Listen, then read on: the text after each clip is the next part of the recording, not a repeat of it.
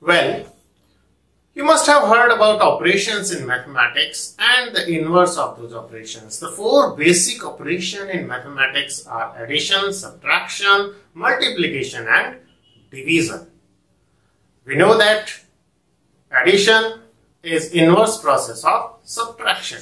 If you are given any number, suppose x, and if you add 5 to it, if you want to get x back, then what you will do? You will apply the inverse process, you will apply the inverse operation. We have subtracted 5, now inverse of added 5, the inverse of adding is subtracting, and obviously you are going to get x. That is what we should do to a function, to an operator, to an operation to get the input back. That is inverting a function. See, every relation is invertible, even every function is can be inverted.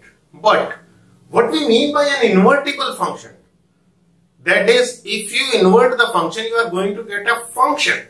That is an invertible function. See, if you are given any relation, that is, if you are given any function, it can be inverted. But here we will be focusing on those functions which are invertible. Means, if you invert the function, you are going to get a function again. I hope I am clear. If the function is not invertible, even if you can find its inverse relation, but that will not be a function. So we are trying to find the inverse of a function. That is the most important thing. So before proceeding, we must ensure that the given function is 1, 1 on 2. That is, the function is invertible. So how to prove a function to be invertible and how the inverse is found? Let's take a simple example. If I am given the function in ordered pair, see here, if I am given a function f is equal to 1, a, 2, b, 3, c. Suppose this is a function, then without any doubt this function goes from the set 1, 2, 3 to a, b, c. Now, its inverse function can be obtained simply by reversing the order of each ordered pair, that is a, 1, b, 2 and c, 3. And this function f inverse goes from b to a, that is a, b, c, from this set a, b, c to the set 1, 2, 3. So you can understand in the inverse of the function, as in the relation, the domain becomes codomain and codomain becomes domain. So if the original function is defined from the set a to b, then its inverse is defined from the set b to a. Well, before finding the inverse, we must ensure that the function is invertible. Now, how to prove a function to be invertible? We have talked in the last session, every linear function is invertible. Let's have an example. If I take a linear function, fx is equal to 3x plus 5 or anything in set of real numbers. Suppose I have fx is equal to 3x plus 5. If I give input as 2, what I get? Let's see.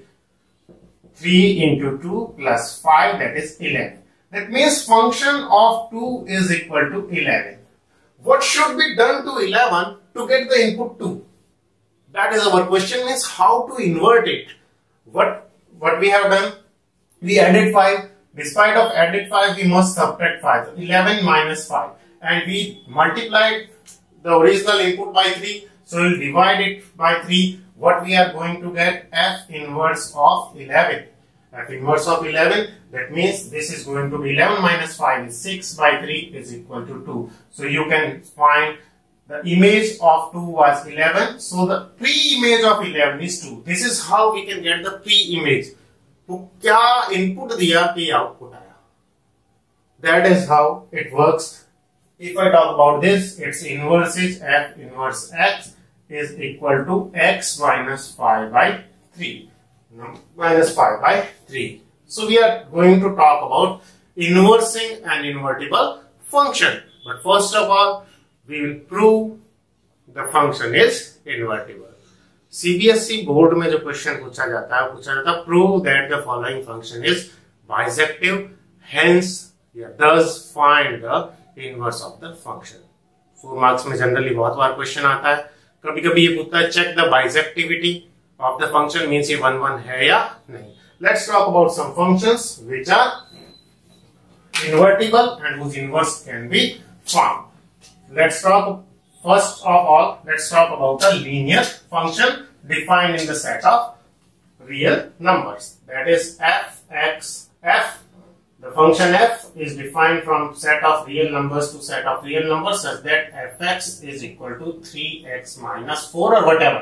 Any linear ax plus b. Let's first talk about it. How to prove it 1 1 on 2. So first is, the topic is injectivity.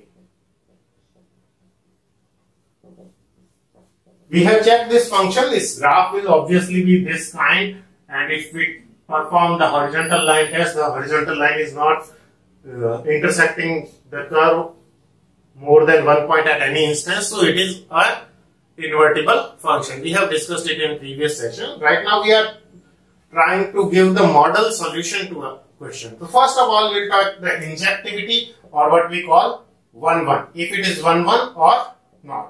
Let's see how we do. ज्यादातर किताबों में 4 तरीके हैं, उसमें से एक तरीके को ज्यादातर लोग फॉलो करते हैं, लेकिन चारों के चारों तरीके सही हैं. अब प्रॉब्लम क्या आती है, मैंने लिखा x1 is equal to x2 और बुक लिख रही है x1 is not equal to x2, तो हम कंफ्यूज हो जाते हैं, हमें लगता है बुक वाला ठीक है. और जब हम लिख रहे हैं x1 is equal to x2, उस वक्त बुक वाला लिख रहा है fx1 is equal to fx2 और उससे x1, तो थोड़ा सा कंफ्यूजन क्रिएट होता है. इसलिए हम चारों बातें समझ लें कि चारों बातें एक ही है. देखो कैसे, मैं ये प्रूव करना चाहता हूं कि हर एक एलिमेंट की इमेज अलग अलग है. अगर कोई सेम एलिमेंट लें, यहां x1 x2 है, x1 की इमेज है fx1 और x2 की इमेज है fx2. अब मैं ये प्रूव करना चाहता हूं कि डिस्टिंक्ट एलिमेंट्स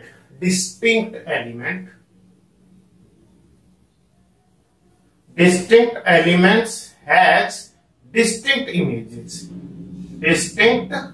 इमेजेस. हम ये प्रूव करना चाहते हैं कि अलग अलग एलिमेंट्स की इमेजेस अलग अलग है, यानी ये फंक्शन 1 1 है. अब इसके लिए 4 तरीके हैं. क्यों 4 है? सीधी सी बात है, मैं ये कहूं अगर कि मैंने अगर 2 एलिमेंट सेम लिए तो उनकी इमेज अलग अलग नहीं आएगी, सेम आएगी. Means what I start with, if x1 is equal to x2, then I prove that fx1 is equal to fx2. If I apply some steps, and in this particular question हम क्या करते हैं, x को 3 से multiply करना, उसमें से 4 subtract करना. अगर x1 x2 के इक्वल है तो दोनों साइड 3 से मल्टीप्लाई किया, 3x1 is equal to 3x2, दोनों साइड से 4 सब्ट्रैक्ट किया, 3x1 minus 4 is equal to 3x2 minus 4. इसका मतलब है f of x1, that is 3x1 minus 4 is equal to f of x2. यानी अगर x1 x2 के बराबर है तो फंक्शन की वैल्यू भी सेम है, यानी कि कोई भी 2. इसका मतलब क्या हुआ कि x1 is equal to, since x1 is equal to x2 होने पर fx1 किसके इक्वल है, fx2. तो हम कह सकते हैं अलग अलग एलिमेंट्स की इमेजेस अलग अलग, यानी कोई 2 एलिमेंट सेम लूं तो ऐसा नहीं हो सकता कि उनकी इमेजेस अलग अलग है, वो भी सेम आ रही है. अब इसी को दूसरे तरीके से लिखने का क्या होता है, कई लोग बोलते हैं x1 is not equal to x2. अगर x1 x2 के इक्वल नहीं है तो 3x1 3x2 के इक्वल नहीं होगा, 3x1 3x2 के इक्वल नहीं होगा तो उसमें से 4 सब्ट्रैक्ट करेंगे, वो भी इक्वल नहीं होगा, यानी fx1 भी fx2 के इक्वल नहीं होगा. यानी दूसरा तरीका ये है कि अगर मैं ये कहूं x1 और x2 2 अलग अलग इनपुट लिए तो उनके आउटपुट भी अलग अलग आ रहे हैं, ये भी सेम बात है. कॉन्ट्रापोजिटिव जिसे बोलते हैं, ये भी सेम बात है. अभी आएगा fx2 माइनस ये और ये नॉट इक्वल है तो ये भी नॉट इक्वल है, तो ये भी बात सेम है. मैं ये कह रहा हूं कि 2 एलिमेंट अलग अलग लिए जाएं तो उनकी इमेजेस भी अलग अलग आएगी. ऐसा कभी नहीं होगा कि 2 इनपुट तो अलग अलग लिए लेकिन इमेज सेम आ गई. हो क्या रहा है, अलग अलग इनपुट लेने पे अलग अलग इमेजेस आ रही हैं. इसका मतलब किन्हीं भी 2 एलिमेंट की सेम इमेज नहीं आ रही, यानी ये 1 1 है. तीसरा तरीका ऐसे हो सकता था कि मैं अपनी तरफ से लेके चलता कि fx1 किसके इक्वल है, fx2 के. और अब मैं प्रूव करना चाहता हूं fx1 अगर fx2 के इक्वल है तो मैं ये प्रूव कर दूंगा अगर ये 2 कोई एलिमेंट ऐसे हैं कोडोमेन में जो सेम है तो उनकी इमेज भी हर हाल में सेम ही होनी चाहिए. तो ये कर सकते हैं. तो fx1 fx2 के बराबर है. अगर fx1 fx2 के बराबर है तो डेफिनेशन fx की है 3x minus 4, तो 3x1 minus 4 is equal to 3x2 minus 4. दोनों तरफ 4 ऐड कर दिया तो 3x1 is equal to 3x2. 3 से डिवाइड कर दिया, x1 is equal to x2, यानी fx1 fx2 के इक्वल होने से ये मिल रहा है x1 is equal to x2, यानी दो कोई एलिमेंट को डोमेन में सेम है तो उनकी इमेज भी सेम ही है। इसका मतलब ऐसा नहीं हो सकता कि एलिमेंट तो सेम था, एक ही था, लेकिन उसकी दो प्री इमेज, ऐसा नहीं हो रहा है। क्या हो रहा है, अगर सेम नंबर है तो उसकी प्री इमेज भी सेम है। अब इसी को ऐसे करें, अगर fx1 टू fx2 के इक्वल नहीं है तो 3x1 इसके इक्वल नहीं है, अगर 3x1 माइनस 4 आपस में इक्वल नहीं है तो 4 ऐड करने पे भी इक्वल नहीं आएगा, यानी x1 भी x2 के इक्वल नहीं आएगा। तो चौथा तरीका ये हुआ, तो मैं ये लूं कि fx1 is not equal to fx2, और इससे ये पता लग रहा है कि x1 is not equal to x2, यानी यहाँ दो fx1 और fx2 अलग अलग है, तो x1 और x2 भी इक्वल नहीं है, यानी वो भी अलग अलग है। तो हर बात में बार बार लास्ट में कंक्लूजन ये आ रहा है, distinct element has distinct images, that is how we do. अब इन चार तरीकों में से बुक वाला, जब आप ये लिख रहे होंगे हो सकता है बुक में ये लिखा हो, जब आप ये लिख रहे हो तो बुक वाला ये लिख रहा है, तो इसलिए आपको थोड़ा सा कंफ्यूजन होगा कि बुक वाला गलत लिख, क्योंकि इक्वल की जगह नॉट इक्वल लगा के लिख रहे हैं सेम चीज, तो भी वो प्रूफ वही है, लेकिन हमें क्या लग रहा है, अरे हम तो इक्वल लगा रहे हैं लेकिन बुक में नॉट इक्वल दिया हुआ है, इसका मतलब हम गलत है या बुक गलत है? ना तो आप गलत है, ना ही बुक में दिया गया सॉल्यूशन गलत है। इस चीज को समझो, हम ये प्रूव करना चाहते हैं कि distinct element has distinct images. तो मैं इसको चार तरीके से कर सकता हूं, यहाँ दो अलग सेम एलिमेंट लिए तो उसकी इमेज भी सेम ही आई, मतलब दो सेम एलिमेंट की इमेज अलग अलग नहीं आ रही, इमेज एक ही आ रही है। दूसरा तरीका ये, मैंने दो अलग अलग एलिमेंट लिए तो मैंने ये प्रूव किया कि उनकी इमेज भी अलग अलग है। ऐसा नहीं हो सकता कि यहाँ मैंने अलग अलग एलिमेंट लिए 2 और -2 और उनकी इमेज सेम आ गई, नहीं, मैं कह रहा हूं जब ये नॉट इक्वल है तो उनका फंक्शन की वैल्यू भी नॉट इक्वल है, यानी अलग अलग की प्री इमेज, अलग अलग की इमेज अलग अलग है। सेम इधर से, कि अगर मैं इधर दो कोई एलिमेंट लूं और ऐसे लूं को एलिमेंट सेम है, सेम एक के ऊपर है, तो उसकी प्री इमेज भी वापस सेम ही आएगी, और दो अलग अलग लूंगा तो उसकी प्री इमेजेस भी अलग अलग आएगी। इस चार तरीकों से प्रूव करते हैं। मोस्ट ऑफ द बुक सबसे इजी पड़ता है हमारे लिए लिखने में, ये हम अपनी तरफ से लेके चलते हैं। लेट x1 और x2 are the elements in domain such that fx1 is equal to fx2। हम ये मान के चल रहे हैं अगर x1 और x2 दो एलिमेंट ऐसे हैं कि fx1 fx2 के इक्वल है, तो हमें ये प्रूव कर देना कि x1 भी x2 के इक्वल है। उससे ये प्रूव हो गया कि अलग अलग एलिमेंट्स की इमेज अलग अलग है। ज्यादातर लोग इसको फॉलो करते हैं, आप इसका उल्टा ये लेकर ये प्रूव कर सकते थे। चारों तरीके इक्वली वैलिड हैं, इसलिए बिल्कुल घबराए बिना आप जब कोई भी सॉल्यूशन पढ़े इन चार में से कोई एक फॉलो किया गया हो, and most of the book will follow this. कई लोग ये भी फॉलो करते हैं x1 को x2 के इक्वल लेके, जैसे ये प्रूव कर, मान लिया मुझे ये प्रूव करना है कि x 3x प्लस 5 ये 1 1 है, कोई भी लीनियर, तो मैं क्या करूंगा, अपनी तरफ से पहले x लूंगा, x1 is equal to x2। अब क्या करेंगे, इसको 3 से मल्टीप्लाई, तो 3x1 is equal to 3x2। अब क्या करेंगे, 5 ऐड, तो 3x1 plus 5 is equal to 3x2 plus 5। तो इससे क्या हुआ, fx1 किसके इक्वल आ गया, fx2। आप इधर से इधर भी जा सकते हैं और इधर से, ये दोनों तरीके इक्वली वैलिड है। ये आसान पड़ता है, इसमें सीधे सीधे स्टेप कम होते जाते हैं। हमने लिया fx1 is equal to fx2, उससे फायदा क्या हुआ, हमें x1 is equal to x2 लाना है। तो अभी हमारे पास है 3x1 minus 4 is equal to 3x2 minus 4। अब आसान कितना है, ये दोनों तरफ 4 ऐड कर दो, हमें तो x1 को x2 के इक्वल प्रूव करना है, तो 3x1 is equal to 3x2, x1 is equal to x2, यानी fx1 के fx2 के इक्वल होने पे x1 x2 के इक्वल है, इसका मतलब ये 1 1 है। तो अब हम कुछ क्वेश्चंस लेते हैं, स्टैंडर्ड क्वेश्चन, एक लीनियर, एक ऐसा क्वेश्चन जिसमें x क्यूब प्लस कांस्टेंट है, और एक ऐसा क्वेश्चन जो दो लीनियर फंक्शंस का रेशियो है। दो लीनियर फंक्शन का रेशियो भी हमेशा हमेशा हमेशा इन्वर्टिबल होता है, प्रोवाइडेड दैट के डिनोमिनेटर 0 ना हो। तो हम बात करेंगे इन फंक्शंस की।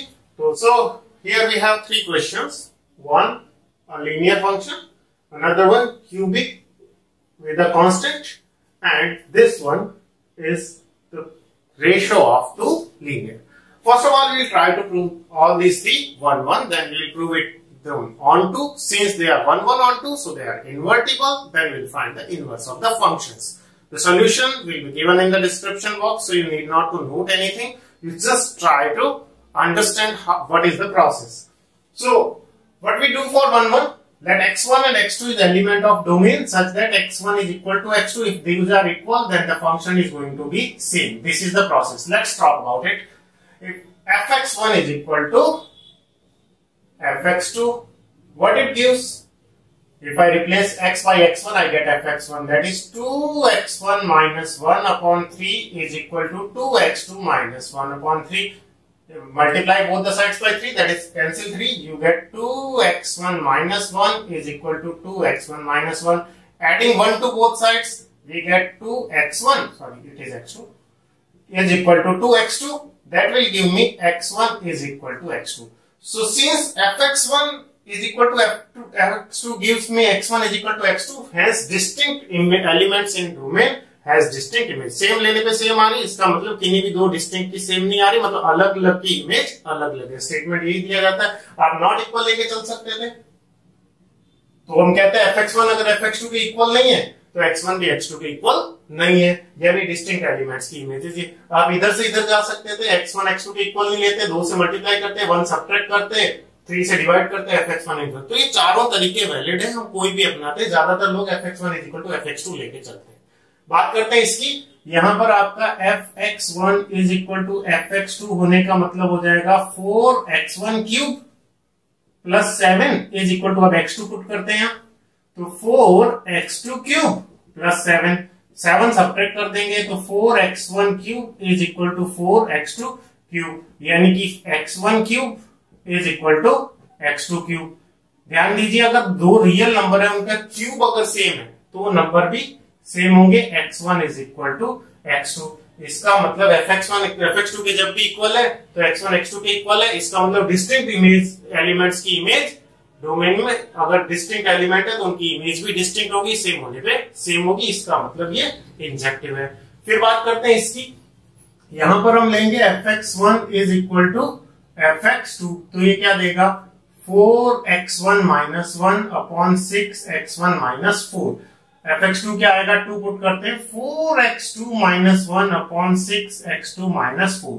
जस्ट क्रॉस मल्टीप्लाई करते हैं, अल्टीमेटली हमें लाना x1 is equal to x2 और वो अपने आप आ जाएगा। क्रॉस मल्टीप्लाई किया 4x1 minus 1 multiplied by 6x2 minus 4, 6x2 minus 4 is equal to this into this, that is 4x2 minus 1 multiplied by 6x1 minus 4.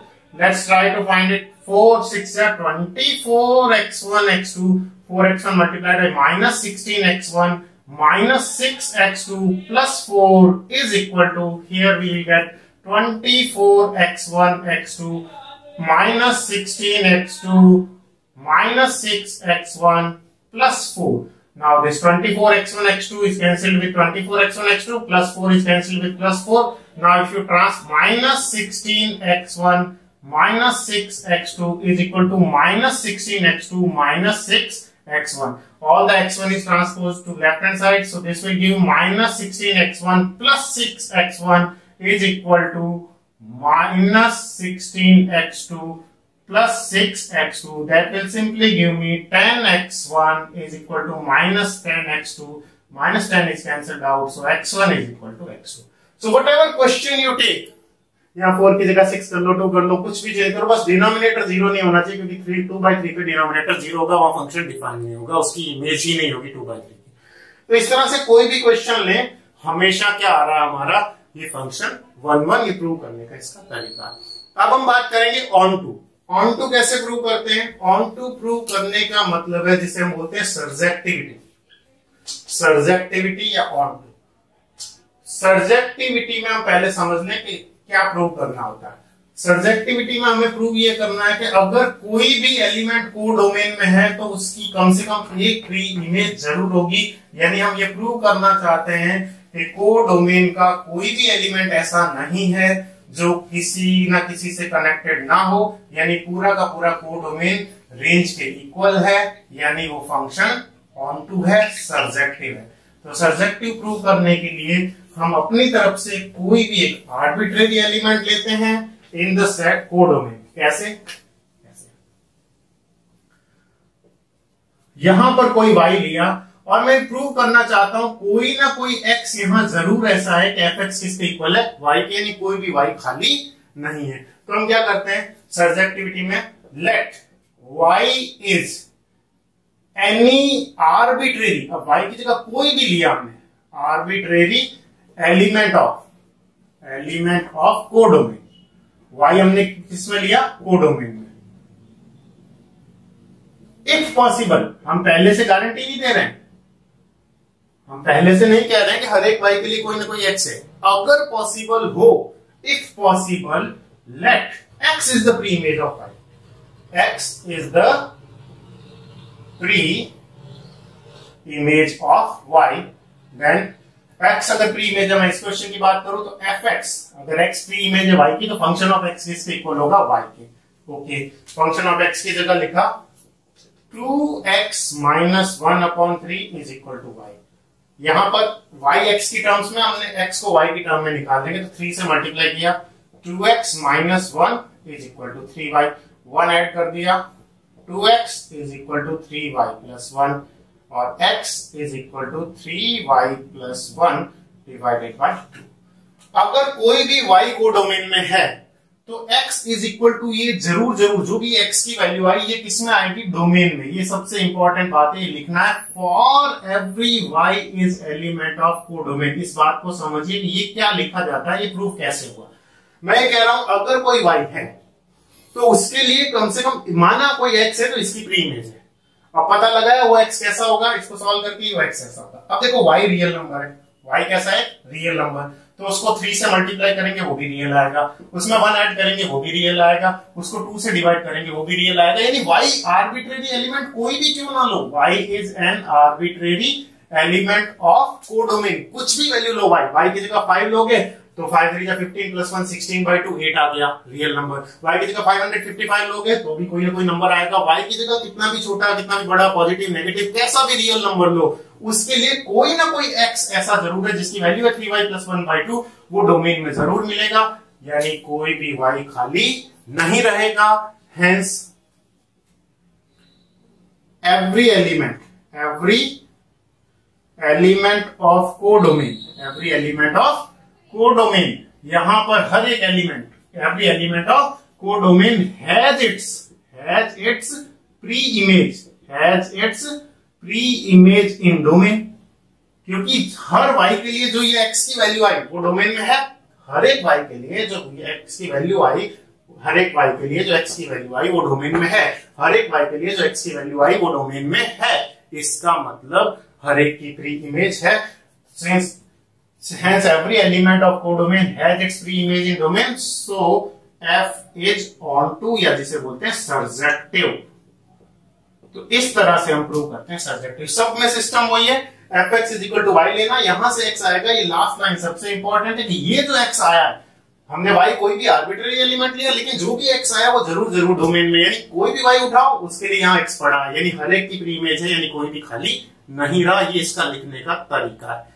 कोई भी क्वेश्चन लेते हैं, अब मान लिया हमने ये क्वेश्चन लिया, यहां भी वही कहानी, क्या करेंगे, let y is any arbitrary element of codomain if possible. हमें पहले से नहीं डिसाइड कर लेना कि है ही, अगर पॉसिबल हो, माना उसकी प्री इमेज x है, इसका मतलब fx किसके इक्वल है, y के, यानी कि fx की वैल्यू डाली यहां से, क्या आएगी 4x³ plus 7 is equal to y, यानी 4x³ is equal to y minus 7, यानी x³ is equal to y minus 7 divided by 4, means x is equal to y minus 7/4 cube root of this।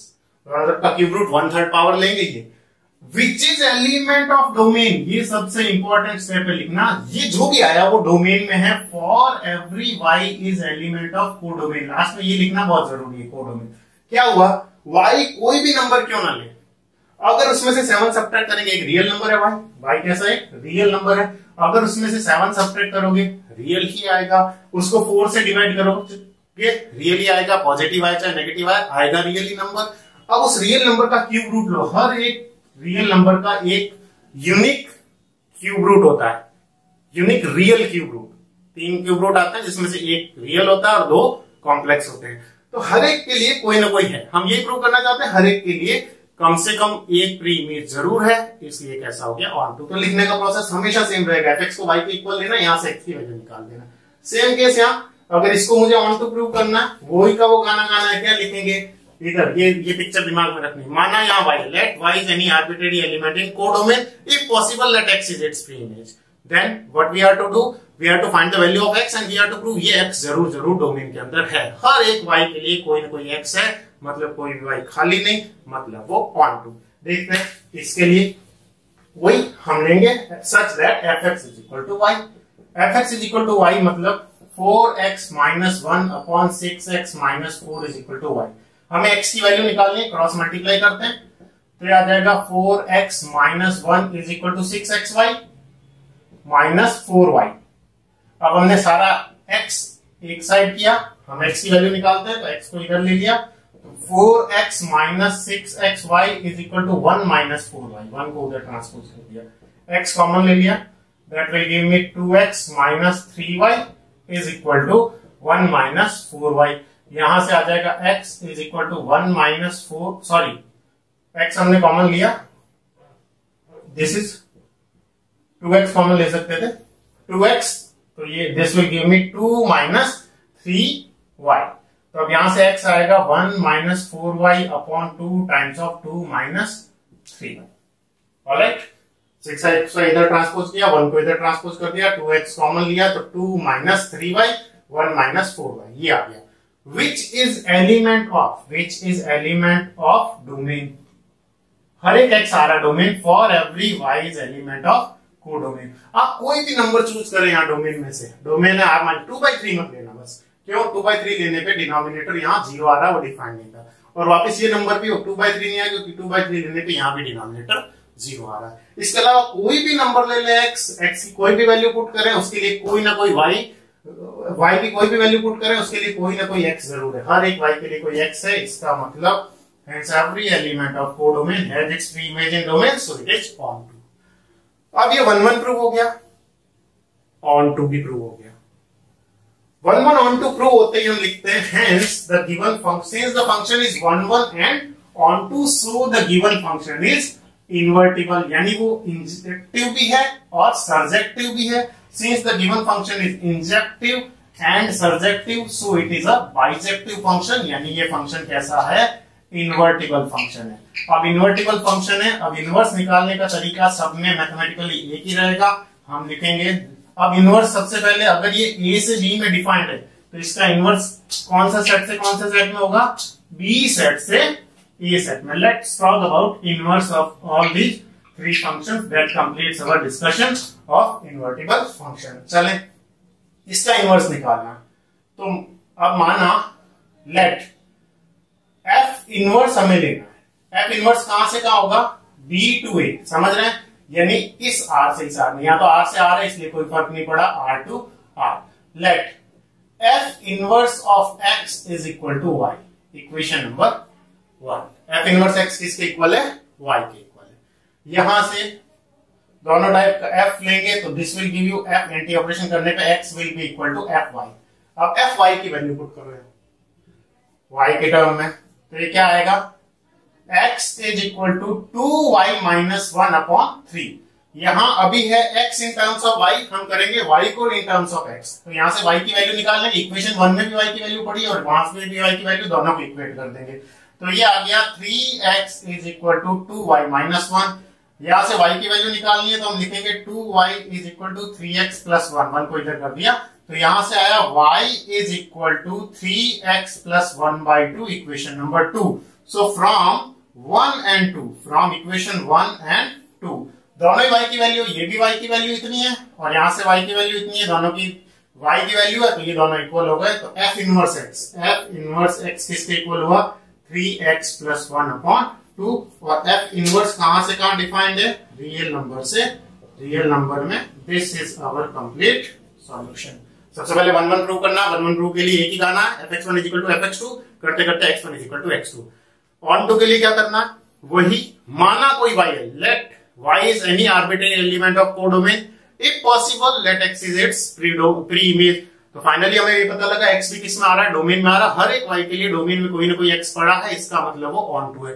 1 1 on to prove करते हैं क्योंकि वो since the given function is 1 1 on to, so it is invertible. ये लिखने के बाद now we find the inverse of function. अब किसी का भी इनवर्स, इसका इनवर्स निकालते हैं, वही कहानी होगी, let f inverse x is equal to y, that means x is equal to fy।